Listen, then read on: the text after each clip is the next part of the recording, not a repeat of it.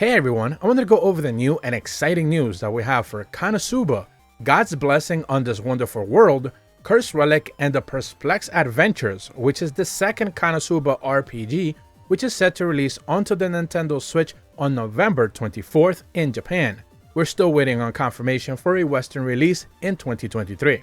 And today we're going to be going over a brand new wave of information, not only giving us a couple of brand new screenshots, which you should be seeing on the screen right now, but on top of that, we have a couple of brand new characters being confirmed coming into the game, as well as a couple of brand new mechanics being added in as well. Since this is a dungeon crawling RPG, the more the better. First and foremost, we have direct confirmation now that a couple of characters like Dust, Lean, Arrowe, and Funifura are also going to be playable in the roster of characters, which is now topping somewhere around 12 to 15. They are stating that a couple more will be confirmed in the near future as well. So the full roster is still not fully complete. We're going to get more details on that a little bit later on. They also specifically mentioned that some of the changes you're going to be seeing from the very first game will be the fact that now the Adventurers Guild will be the starting point for each and every one of your quests. Some quests will occur actually in mid-game dungeon, so certain things will be happening, activations will be taking place where you're going to be able to get some actually on the moment type quest, but most quests will be required for you to go to the guild, pick up the quest itself, and then head yourself into the dungeon. A couple of other details we also have confirmation on now is that also there will be more voice casting from the original cast of the anime, of course, in Japanese.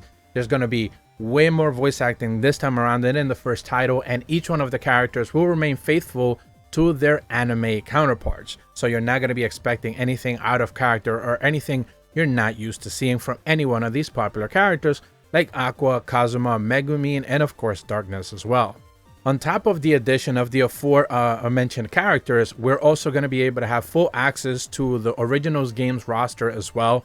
So basically they're just going to round out their roster with even more characters, and on top of that, each one of the characters is going to be more fleshed out than the original game, that they're going to be reflecting their speed, action, attacks, skills, and abilities all throughout something that you have already kind of seen in anime. This was one of the biggest criticisms for the first game, where it kind of seemed like every one of the characters just kind of like seemed copied and pasted. This time around, they're reworking them so they essentially feel a little bit different. Things like speed order, since it's a turn-based game, will be based on the fact that each one of the characters has their very own set of stats. So this is something going to be core to the gameplay experience in a typical turn-based RPG fashion. Now, one of the biggest additions that you're actually going to see in the game is the fact that Kazuma is going to have full access to 12 different jobs in the game. Some of these are also going to be basic jobs, and then some of them are going to be advanced jobs. So these are going to change entirely completely the access of skills and abilities he's going to have full access to. So they don't necessarily mention how it is that you're going to have full access to some of the skills, but they do specifically mention that they're basically going to change him from a swordman to a sword caster to a full-on caster, adventurer, and anything along those lines. So he's definitely going to be one of those characters you tweak around to be able to maximize and basically use to your best abilities. Another brand new big feature that they're touting is also the implementation of magic tools and weapon enhancements, essentially synthesis. So you're going to be able to collect certain items and you're going to be able to synthesize them with the weapons you already have available to be able to power them up and make different combinations of different weapons simply not available through just finding them in the game. So some crafting will be required, some synthesis will be required for you to be able to come up with some really powerful weapons that you simply did not have access to naturally. Obviously, the bulk of these items are going to come from just simply hunting basic monsters or as you adventure in through different dungeons, but they do specifically also mention that enhancing some of the weapons will require specific monster drops that have specific boosters and power-ups. So you are definitely going to want to keep a lookout for some of those items as well. They also mentioned that dungeons will also have like higher definition visuals as well, although it is a dungeon crawler, so it's kind of like hard to say how much of a difference that's really going to make.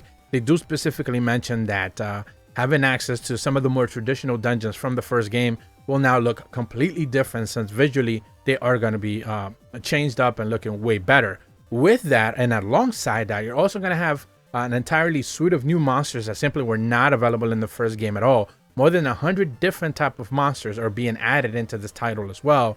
So they're all going to come with their own challenges, difficulties and, essentially bosses or anything along those lines, all of them are going to be entirely different from the original game. So one of the things that I do want to specifically clarify is that this is not a remaster or a remake of the first game. This is being seen as a continuation of the story from the first game, but it is also taking place, around the same area. So some of the dungeons from the first game obviously are going to make their way into this game in one way or another, but that is not the entirety of it. There's going to be entirely new sections of dialogue sequences, new dungeons, new monsters, like I just mentioned before. So there's going to be a lot of new things to discover in this specific brand new game, which once again is set to release on the Nintendo Switch, PlayStation 4 consoles, and I think even PC on November 24th.